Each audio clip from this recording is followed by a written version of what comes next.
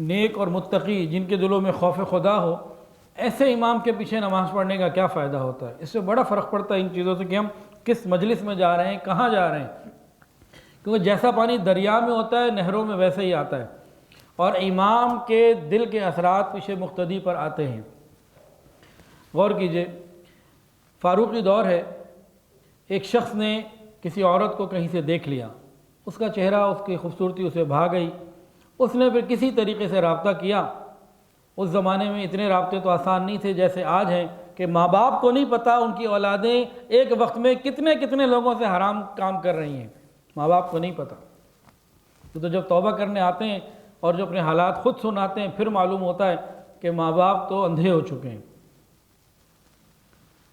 تو خیر، اس نوجوان نے کسی طریقے سے رابطہ کیا اور اس کو پیغام بھجوایا کہ بھئی میں آپ کے ساتھ کچھ وقت تنہائی میں گزارنا چاہتا ہوں۔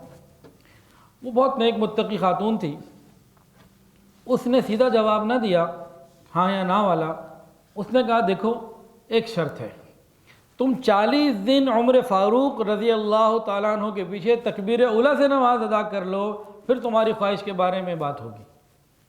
یہ خوش ہو گیا کہ بڑا آسان ٹارگٹ ہے، 40 دن نماز ہی تو پڑھنی ہے اور کیا کرنا ہے۔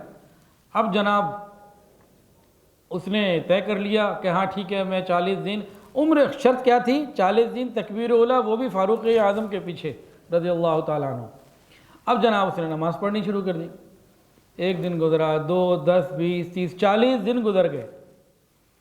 40 دن کے بعد اس عورت نے جب گنتی پوری کی، 40 دن، وہ نہ آیا۔ اب دن گزرتے جا رہے ہیں، وہ آیا ہی نہیں۔ اب اس عورت نے رابطہ کیا، ہاں بھئی کیا بات ہے، دن 40 سے زیادہ گزر چکے ہیں تو نماز پڑھی نہیں پڑھی، کیا ہوا؟